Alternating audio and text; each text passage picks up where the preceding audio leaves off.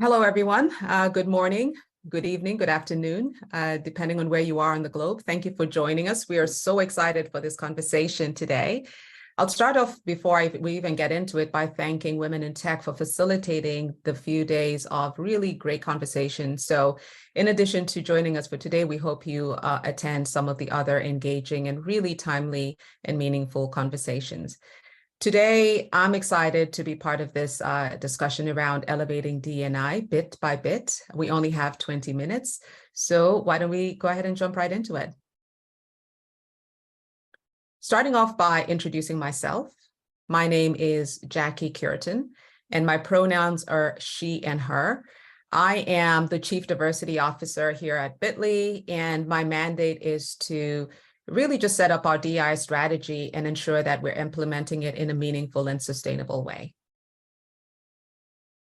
And hello, everyone. My name is Cassandra Brown, and my pronouns are she, her.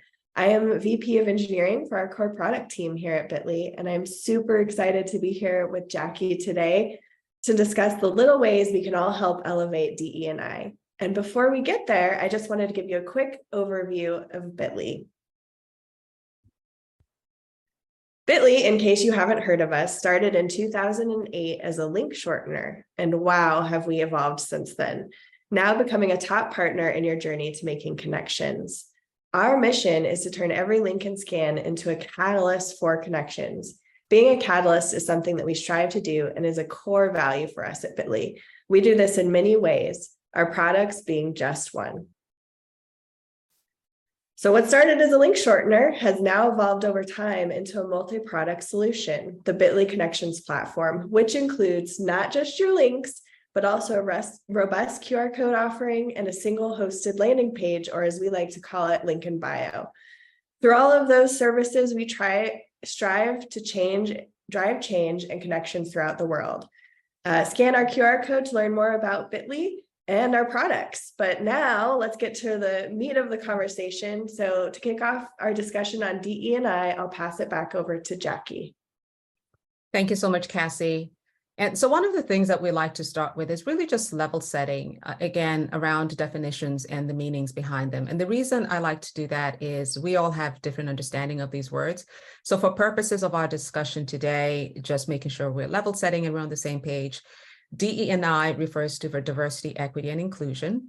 The diversity refers to representation, so the makeup of different demographics within your organization.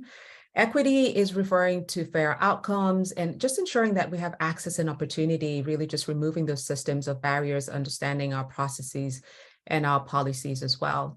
And then inclusion is once you have representation within the company, how do you ensure that they're all engaged and they feel included and can truly be their authentic selves? And then one that is often missed, but we feel is important to talk about is intersectionality, because we are complex beings and we have several layers to our identities. And so intersectionality refers to overlapping or intersecting social identities and the interdependent systems of discrimination when we don't factor these factors in, when we don't put these factors in. And so with that, we also like to bring to life, because there's often confusion around what equity or equality means. And this is an image that is quite popular out there. Again, it's one of those that we like to use because, as they say, a picture is worth 1,000 words. As you look to solution, often the mistake is that we think it's a one-size-fits-all. Equity really just brings home the need for understanding the different layers that we are and the needs that we all have, and providing a solution that meets us where we are and based on our need. And so when you see this image here, you see equity really just is the differentiator in terms of ensuring that we all have the tools we need to succeed. So with that out of the way, let's move into the heart of the discussion and begin by talking about challenges faced by women in tech. And so with that, Cassie, why don't we dig in? Awesome. Thanks, Jackie. So Jackie and I kind of wanted to highlight some of the top 3 challenges faced by women in the tech industry today. And as you'll see as we go through, these all kind of relate to one another. So the first that I will highlight here is pay inequality, or known as the economic gender gap. A recent study showed that women are still offered salaries 2.5% less than their men counterparts with equal qualifications. This pay inequality is nothing new. In fact, it really stems from post-World War II, when men returned home to the workforce and women were encouraged or forced into returning to pre-war gender roles.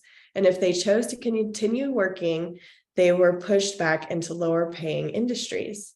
Similarly, in 2020, the pandemic hit women much harder, with women leaving their roles or jobs at a rate 4 times more than men.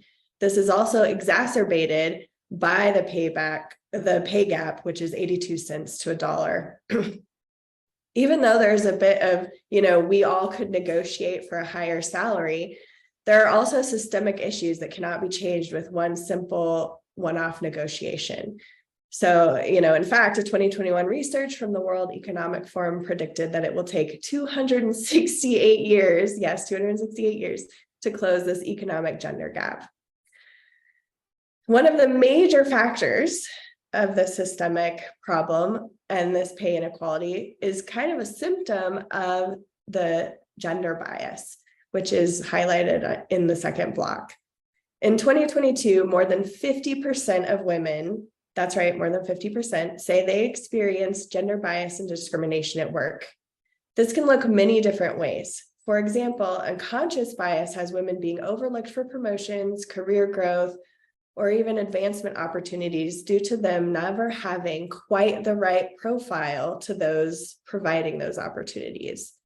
This same bias can lead to managers and peers providing more subjective feedback to women than objective feedback that their male counterparts receive. And in a more sinister way, gender bias and discrimination can also show up in microaggressions and actual harassment.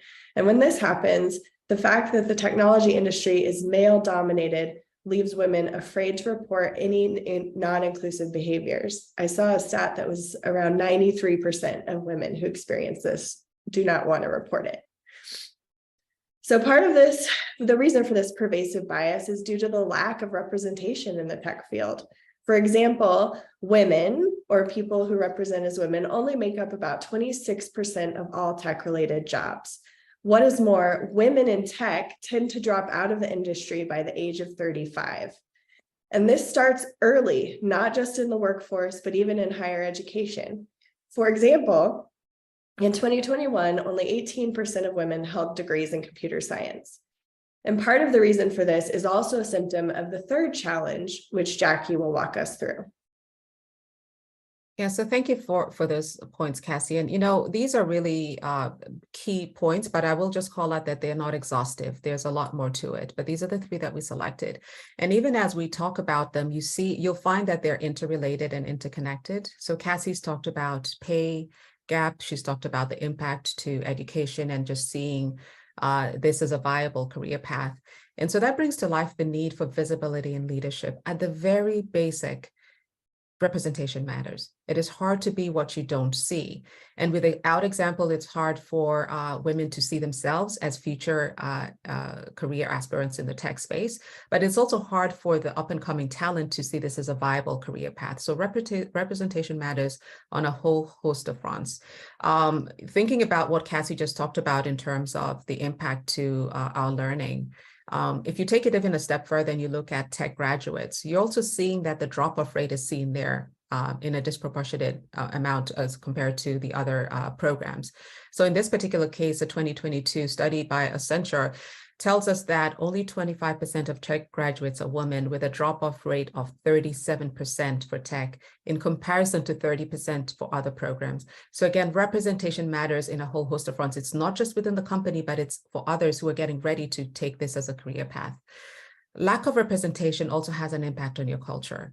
When you think about pay gap and you think about all these things that Cassie's talked about, bias again, you've got to realize that without representation, this creates somewhat of an uphill battle as those within the company begin to fight and advocate for change.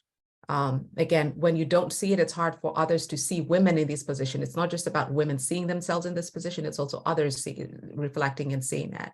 So again, it has a compounding impact. And then last but certainly not least on that point, It's important to note that for those who do make it, because we do see women successfully making it into this career path, not many, but those who do make it also report a sense of isolation and loneliness when they get there. It's really harder to get sponsors and mentors. It often leads to, something that many grapple with, but this is on a heightened level, which is the imposter syndrome. Again, we've got to just think about, if we want to make a change here, we've got to really lean into these all being interconnected. Visibility matters. So one of the things that is circulating more recently in social media that brings this a little bit more to life is, again, taking it beyond just the tech industry. This is something that's being seen throughout the corporate space. There was a study that was released by an economist. I think it started out in 2015. And this was just taking it in its a very basic form. How many within S&P 500 companies, and if you look at CEOs, how many women CEOs are there in comparison to CEOs with the first name John? And this study started in 2015, and it's up until this year that actually women have surpassed that number. Again, I know it sounds like a very basic, study, and it's just one of those things that it's a very simple way to just highlight the disparity. So it took us to get to 2023, where we finally see that women have surpassed the number of men named John who are CEO in S&P's 500 companies. To take it a step further, the number there is that it's now 53, right? So again, we see it's progress, a little bit of progress, but there's still a long, long way to go. Before I was talking about intersectionality, the same article calls out in this particular study that while we're saying we've finally surpassed this, ridiculous measure of just first name versus, a whole gender representation, only 3 of the 53 were women of color. There is definitely conversation to be had there. So as we even make some gain, are we bringing everybody along? Which brings me to the next point, which is why we've got to take a look at intersectionality as we look to solution. Where we see progress, if we don't do that, if we treat groups as a monolith, we tend to inadvertently exclude others. So it's really, really, really, really important, again, as you solution, that you take into account the different layers that make us who we are and ensure that we're not inadvertently excluding others. The numbers on the screen bring it to life. So when you think about computing roles today, 27% are held by women, but only 3% and 2% are held by Black and Hispanic women, respectively. This, again, is a study that, if you look at what's available out there, is repeated over and over again. So we really need to make sure that we're taking into account intersectionality when we're solutioning around this. Another factor, again, that is called out here on the screen, again, this is not an exhaustive list. Race is not the only measure. Disabilities, you also see this. Cassie already talked about the pay gap and wage disparity there. For every dollar that a man with a disability earns, women with a disability earn 72 cents to that dollar. Again, there's a lot of work and a lot of conversation we need to have here. So I'll move us on. I know we have a short amount of time, and I see we have about 7 minutes here. So let's move into how we can overcome some of these challenges. Again, this is just a few pointers. It is not exhaustive, but let's do it. And the tips here, we hope you'll embrace them. And we like to say we can do this bit by bit, and this will lead to a collective power. So what does bit by bit mean? DE&I at Bitly, we have a phrase that captures it, but our tagline really just brings it to life. And what we like to say here is every bit counts. So let me break it down for you a little bit. We call our employees bitizens. And so at its core, this means that every bitizen matters.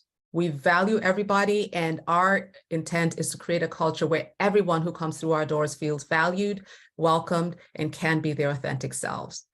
The second piece to this is everybody has a role to play in terms of realizing success. So my role as the Chief Diversity Officer is obviously to put forth the big strategic initiatives to help us solve for some of the things we've talked about in partnership with leadership. But everybody can do something to build a culture that we desire, that is inclusive, that embraces our differences. And this is in big and small ways. So we find that a lot of people sit on the sidelines very daunted by the huge nature of some of the strategic initiatives and miss the point that in your day-to-day, when you meet somebody, be it virtually or in person, you can choose the option of being inclusive. You can choose the option of being an ally. How you conduct your meetings, how you socialize matters. So every little bit adds up, and it only gets done when we're all doing our bit. And so with that said, let's pivot into what you can do. Thanks, Jackie. Yeah, every bit does count. So, earlier we went through some very sobering facts about what it means to be a woman in the tech industry. And as Jackie said, at the end of the day, there's all something that we can do as individuals or collectively or as the community that we work or the company that we work for. And so the first bits I'll kind of talk through are the things that you can do. Of course, first and foremost, self-care is key to really begin to tackle any giant changes like this that we face in today's workforce. As they say, you cannot pour from an empty cup. So do something every day to help alleviate the mental workload that it takes to be a minority in any space and what that means. Whether it be exercising or listening to your favorite jams, Afro beats for Jackie, punk rock for me, journaling, or anything that fills your cup. And then with a full cup, you can then go and have the gusto to share your story. Your lived experience is your superpower and what makes you an asset, not only to your company, but to your community and the world. So fill your cup and get out there and make sure that people see you and hear you, because this is how we improve representation in this space. And lastly, but certainly not least, you can start to build yourself a community. Find yourself some allies and a support system that can help guide you and push you when you need to fill your cup and come back stronger, or how to negotiate or when to negotiate. And if you're not sure where to look, see if your company has a resource group and get involved. Next, let's talk about all of us collectively, what we can do as humans together, even in small bits and pieces, to make a difference. First and foremost, we talked about you finding your own community, but we all have a responsibility to also be that for someone, to be allies, to utilize our privilege and power to support others, whether it be amplifying a colleague's voice in a meeting, calling out that someone is always taking notes, continually learning about this subject and in teaching others what you've learned, inviting others to the table when you think they should be there, and just to mentor, support each other. Being an ally doesn't have to be a large to-do. In fact, it is in the everyday moments that being an ally truly makes a difference and helps bit by bit to elevate and change the culture. And of course, go outside of your comfort zone and elevate DE&I elsewhere in your community. It doesn't just have to be in the workplace. Join meetings, organizations, tell your story, and be a representative.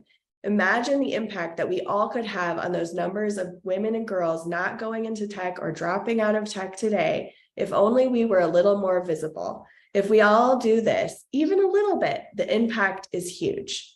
And Jackie will take us away with the last bit of advice on what we all can do as a collective. Thank you, Cassie. I see we've only got 2 minutes, so I'll keep this one short and then spend a little bit more time on the next slide. And so keep up the good fight is a phrase that was made popular and is attributed to Representative John Lewis, a civil rights activist who's no longer with us, but had a tremendous impact in terms of the change that we needed to see. And we still feel the impact of that. And so this is really encouraging us to really advocate and understand that when we're advocating, we're not just advocating for ourselves, we're advocating for others, and the impact goes beyond us. So let's make sure that we're not just thinking about it from a singular standpoint, but thinking about the impact well beyond ourselves. We are creating a path for those that are following.